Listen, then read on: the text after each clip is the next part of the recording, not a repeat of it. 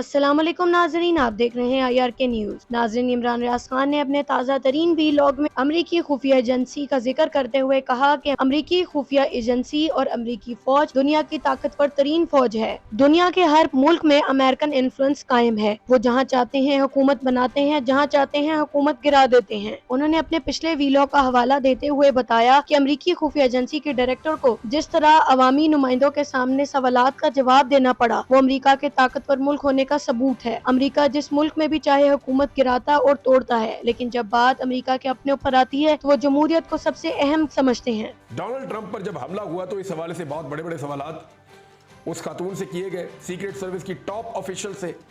वो जब मुतमईन नहीं कर पाई अवामी मुंतखब नुमाइंदों को, तो उसके बाद फिर उसने रिजाइन कर दिया। क्या पाकिस्तान जैसे मुल्कों के अंदर आप ऐसा ख्वाब भी देख सकते हैं, या ऐसी कोई चीज़ का आप तसव्वुर भी कर सकते हैं कि किसी नाकामी पे, यानी एक कान को गोली छूकर गुजरी है, हमलावर को वही मौके पे मार दिया गया है, और वो साबिक सदर है, पता नहीं आगे वो सदर बनता है या नहीं बनता, लेकिन इसके बावजूद अपनी नाकामी का एतराफ़ करते हुए कि मैं मुतमईन ही नहीं कर पा रही अवामी नुमाइंदगान को, लिहाजा मैं रिज़ाइन करके जा रही हूँ, उसने रिज़ाइन किया।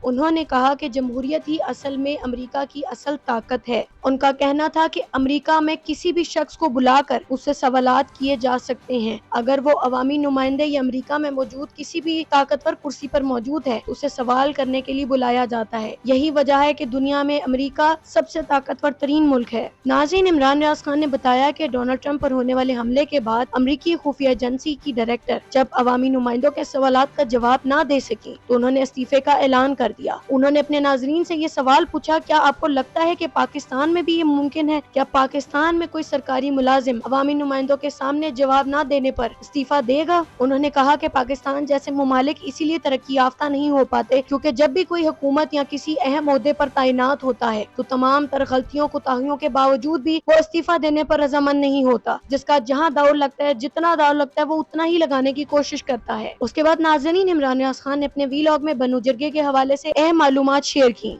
उन्होंने बताया कि बनु का जिरगा आकर अली अमीन गंडापुर से जब मिला तो अली अमीन गंडापुर ने निहायत तसल्ली से जिरगे के मेंबरान के मुतालबात सुने।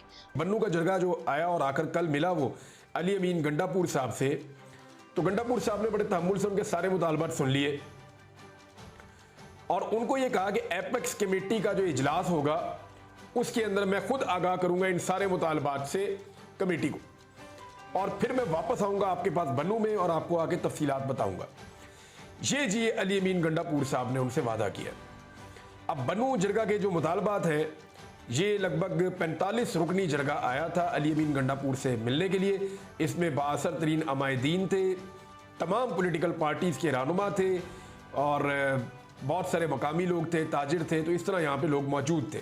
और इन्हें इस बात की तसल्ली कराई कि एपेक्स कमेटी में होने वाली मीटिंग में वो इन तमाम मुतालबात को वहाँ मौजूद लोगों के सामने पेश करेंगे। नाज़रीन, इमरान रियाज खान ने बन्नू मुजाहिरीन के अहम मुतालबात भी लोगों को बताए। उन्होंने पहला मुतालबा बताते हुए कहा कि बन्नू मुजाहिरीन का ये सबसे बड़ा मुतालबा है कि वहाँ मौजूद तालिबान के ठिकानों को ख़त्म किया जाए और ऑपरेशन अज़म इस्तेकाम को रोका जाए। दूसरा मुतालबा उनकी जानिब से ये किया गया है कि लोकल पुलिस को ताकतवर बनाया जाए। उन्होंने मजीद मुतालबा किया कि CTT को फाल किया जाए, बन्नू के लोगों की तजलील को बंद किया जाए, पुलिस की गश्त को बढ़ाया जाए, अस्करियत पसंदों के खिलाफ भरपूर कार्रवाई की जाए, तमाम लापता अफराद को मंजर-ए-आम पर लाया जाए। उन्होंने CTT से भी ये मुतालबा किया कि वो अच्छे और बुरे तालिबान का फर्क बीच में लाए बगैर हर किसी के खिलाफ कार्रवाई करे। साथ ही साथ जिरगे के लोगों ने यह मुतालबा किया कि उनके इंटरनेट की भी बहाली की जाए। नाज़रीन, इमरान रियाज खान ने इन तमाम मुतालबात का जिक्र करते हुए कहा कि चीफ मिनिस्टर खैबर पख्तूनख्वा ने ये तमाम मुतालबात एपेक्स कमेटी में सामने रखने का वादा किया है। इस पर मजीद डेवलपमेंट की सूरत में आप आने वाले वीलॉग्स में अपडेट हासिल करेंगे। नाज़रीन, इमरान रियाज खान ने IPPs के हवाले से भी अपने नाजरीन को आगाह किया। उन्होंने बताया कि IPPs की मद में बहुत ज्यादा पैसा पाकिस्तानी अवाम की जेब से निकलवाया जा रहा है। उन्होंने बताया कि इसकी बुनियादी वजह यह है कि हम उस बिजली का भी बिल भर रहे हैं जो अभी तक बनी ही नहीं। उन्होंने बताया कि IPPs के मालिकान के खिलाफ उनके पास एक तफसीली रिपोर्ट मौजूद है। उन्होंने बताया कि IPPs की कुल तादाद 100 है, जिनमें से 51 मुख्तलिफ कंपनी और ग्रुप्स की मलकियत है, 7 सियासी शख्सियात की हैं, जबकि बाकी चीनियों की हैं। उन्होंने बताया कि 2057 तक इन कंपनियों के साथ मंसूबे किए गए हैं और तब तक अवाम को इन IPPs का बोझ बर्दाश्त करना पड़ेगा। उन्होंने इस खबर पर तज्जिया देते हुए कहा कि अवामी नुमाइंदों और अवाम को चाहिए कि वो सुप्रीम कोर्ट ऑफ पाकिस्तान में ان تمام لوگوں کے خلاف کیسز کریں جنہوں نے ان IPPs کے معاہدے کر کے عوام کو اس مصیبت میں ڈالا۔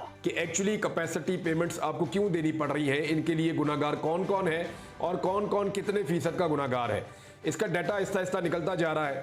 اور یہ مطالبہ بھی کیا جا رہا ہے بار بار حکومت پاکستان سے کہ IPPs کا مکمل ڈیٹا پاکستانیوں کو فراہم کیا جائے، بتایا جائے کہ یہ معاہدے کن شرائط کے اوپر ہوئے، یہ معاہدے کب تک چلیں گے، یہ معاہدے کب ختم ہوں گے۔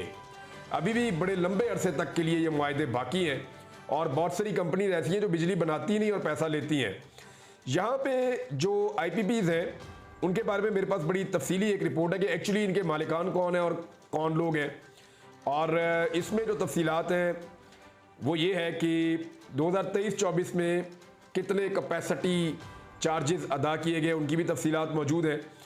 تو IPPs کی کل تعداد جو ہے وہ 100 سے زائد ہے۔ ان میں سے 51 مختلف کمپنیاں اور گروپس کی ملکیت ہے، یعنی مختلف کمپنیاں ہیں یا گروپس ہیں ان کی ملکیت ہے 51 IPPs، اور باقی جو ہیں وہ الگ الگ لوگوں کے ہیں۔ 7 سیاسی شخصیات کی ملکیت ہے، 18 چین کے، سنگاپور کے، ناروے کے اور کچھ بین الاقوامی کمپنیاں ہیں ان کی ملکیت ہے۔ 7 جو ہیں وہ حکومت پاکستان کی ہیں۔ انہوں نے اس چیز پر روشنی ڈالتے ہوئے کہا کہ یہ IPPs کے معاہدے نواز شریف اور زرداری جبکہ مشرف دور میں بھی کچھ ہوئے۔ انہوں نے وزارت توانائی کی خبر کا حوالہ دیتے ہوئے بتایا کہ گزشتہ 10 سالوں میں 2013 سے 24 تک کیپیسٹی پیمنٹس کی مد میں IPPs کو 8,344 ارب روپے کی ادائیگی کی گئی ہے۔ دستاویزات کے مطابق گزشتہ مالی سال 2022 سے 2023 میں کیپیسٹی پیمنٹ کی مد میں IPPs کو 1300 ارب دیے گئے، جبکہ رواں سال 2012 ارب روپے ادا کرنا ہوں گے۔ عمران ریاض خان نے بتایا کہ ان IPPs میں ایک IPP سلمان شہباز کی بھی ہے، اور 2014 میں ان کے IPP کو لائسنس جاری کیا گیا جب شہباز شریف پنجاب میں حکومت میں تھے جبکہ نواز شریف وزیر اعظم تھے، اور 30 جون 2045 تک 624 میگا واٹ بجلی بنانے کا معاہدہ بھی انہوں نے کیا ہے۔ دوسری IPP جہانگیر خان ترین کی ہے، جنہوں نے JW شوگر ملز کو گزشتہ سال 1 ارب 9 کروڑ اور JDW یونٹ 3 کو 77 کروڑ روپے کی کیپیسٹی چارجز ادا کیے۔ اس کے بعد عمران ریاض خان نے عبدالرزاق داؤد کا حوالہ دیتے ہوئے کہا کہ ان کی بھی IPPs موجود ہیں اور اس کمپنی نے صرف 4% بجلی پیدا کی ہے۔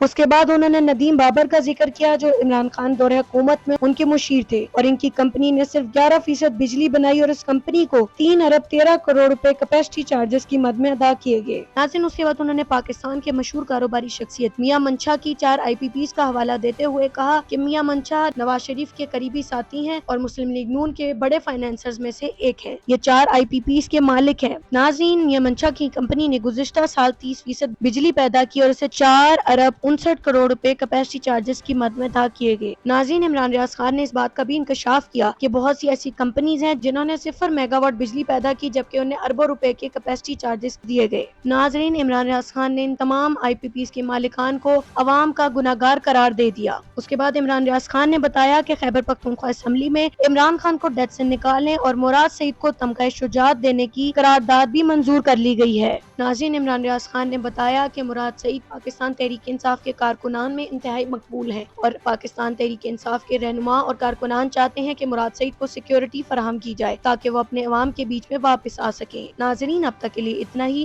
دیکھتے رہیے IRK نیوز اور اپنے چینل کو سبسکرائب کرنا نہ بھولیے گا۔ شکریہ۔